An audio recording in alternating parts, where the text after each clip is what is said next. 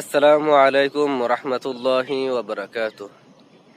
হযরত আবু হুরায়রা রাদিয়াল্লাহু আনহু থেকে বর্ণিত, রাসূলুল্লাহ সাল্লাল্লাহু আলাইহি ওয়াসাল্লাম বলেন, আমার ইচ্ছে হয় কিছু লোককে প্রচুর পরিমাণে জ্বালানি কাঠ সংগ্রহ করতে নির্দেশ করি, অতঃপর সে সমস্ত লোকদের বাড়িতে যাই যারা বিনা উযরে জামাত ত্যাগ করেছে, ঘরে নামাজ পড়ে নিয়েছে, অতঃপর তাদের বাড়ি ঘরগুলোকে জ্বালিয়ে দেই। যে রহমতের নবী, দয়ার নবী, মায়ার নবী উম্মতের জন্য এত এত ভালোবাসতেন, উম্মতের প্রতি এত মায়া ছিল যে একটি আয়াত পাঠ করতে করতে সারা রাত কান্না করছেন। আয়াতটি হলো, ওয়া ইন তুআযিবহুম ফাইন্নাহুম ইবাদুক ওয়া ইন তাগফির লাহুম ফাইন্নাকা আনতাল গফুরুর রহিম।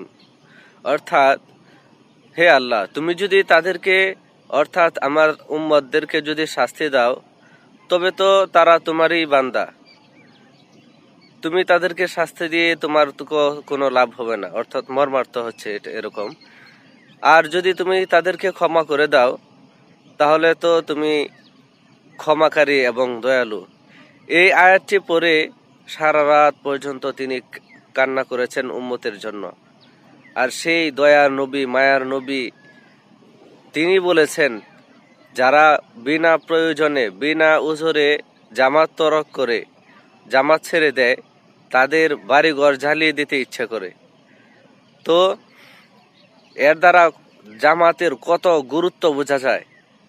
জামাত ত্যাগ করার কারণে যদি নবীজি তাদেরকে বাড়িঘর সহ জ্বালিয়ে দেওয়ার কথা বলতে পারেন, যারা নামাজ পড়ে না তাদের ব্যাপারে কত বড় বা কত কঠিন হুঁশিয়ারি রয়েছে।